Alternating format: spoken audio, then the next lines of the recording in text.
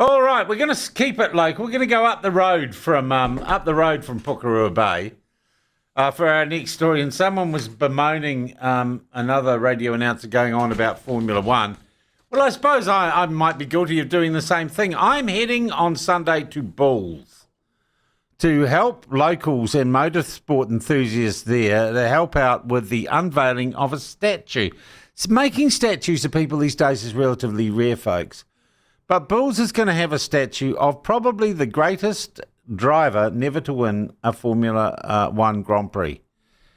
His name is Chris Amon, and he's one of the leading figures in what I would call the golden age of motorsport for New Zealand, the age that gave us Denny Hume, Chris Amon, Bruce McLaren, and a raft of others. And Chris Amon drove in Formula One from 1963 to 1976. But to tell us more about what's happening in Bulls on Sunday and why Bulls, we are joined now by Paul Sharland, who's a Rangitikei district councillor and a car enthusiast, and has been dealing with me. He's on a video link. Paul, how are you, mate? I'm well, Sean. How are you this morning? Yeah, very, very good. Welcome to Sunny Bulls.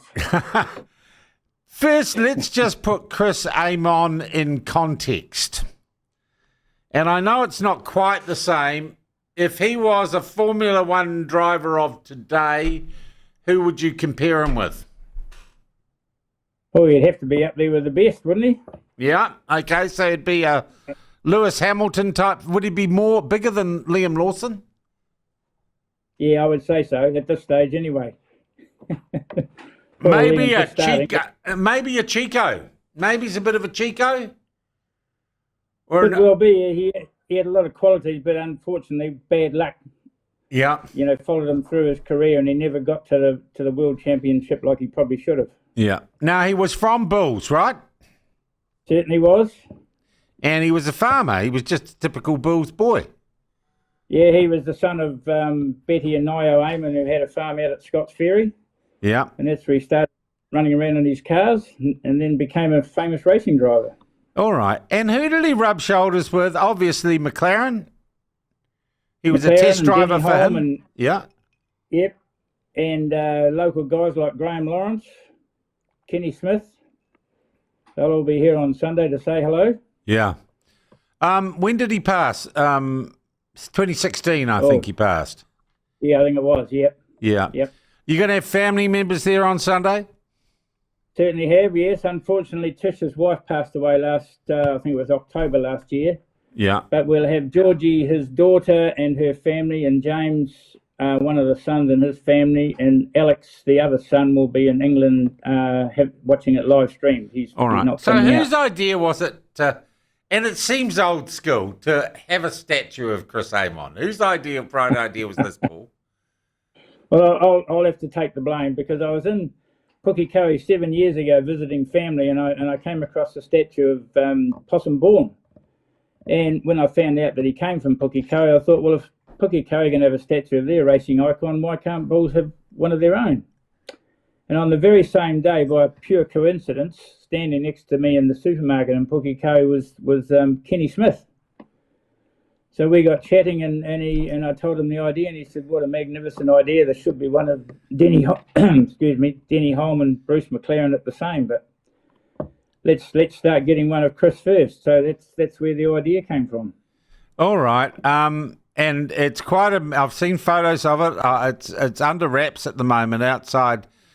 What, the old post office? Is it in Bulls? Yeah, the old former post office. It's a Heritage One listed building. Yeah. And it's right on the main road outside there, so you won't miss it when you come around the corner from Taupo. Yeah. How did you raise the funds for this? Because it's not cheap, I would imagine, a bronze statue. No, it did cost $1 or $2, but we got an amazing support from the local Bulls community. Yeah. They gave us a lot of money, and then we approached like Giltrap, Toyota, Four Regions Trust, and then we got a fair bit of the money, and then on board came the Ferrari Owners Club of New Zealand, and they said, we'll get you the rest of the money. So they did. Wow. So and they're all gathering. I know some people that are gathering. There's going to be, because he drove for a Ferrari for a bit, didn't he? Yep. Okay. So there'll be 4:30. I think it's about 12 or 13 Ferraris lined up on the main street on Sunday. Yep. So there's a drive-by, as it were. Yep. In the nicest possible way. Yeah, they'll do a drive-by after the unveiling, just to commemorate Chris. Okay. All right. Bloody nice. That is. Yep. And there's members of the Hume family or connections there, Denny's family there as well, and McLaren Yes, and Bruce McLaren's family. Yes, at this stage we've got Amanda McLaren coming, we've got Adele Holm coming, and of course we'll have Georgie Amon. So the three daughters of the three champions will be together. Good Lord, that is amazing. Yeah. So this is going to be petrol head heaven, basically, Bills, on Sunday. I would say so. Have you closed the roads? I'm just thinking that spot when I popped in and met you on my way back down to see where it was all happening.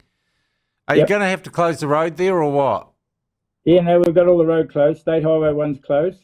Okay, all right, that is good. So this is what time in Bills, Paul? Well, the road closed at 12:30, but the ceremony probably won't get underway till about 1 o'clock. Okay, so I got to be. You want me there about midday or something, do you?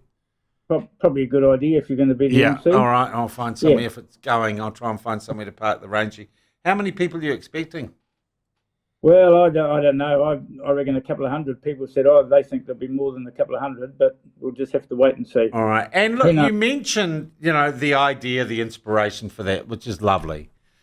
I don't know, I think I almost feel like our motor racing history, particularly that era, late 60s through to the early 70s, when New Zealanders were doing it and at the cutting edge all around the world, I think we kind of forgot that history for 20 or 30 years.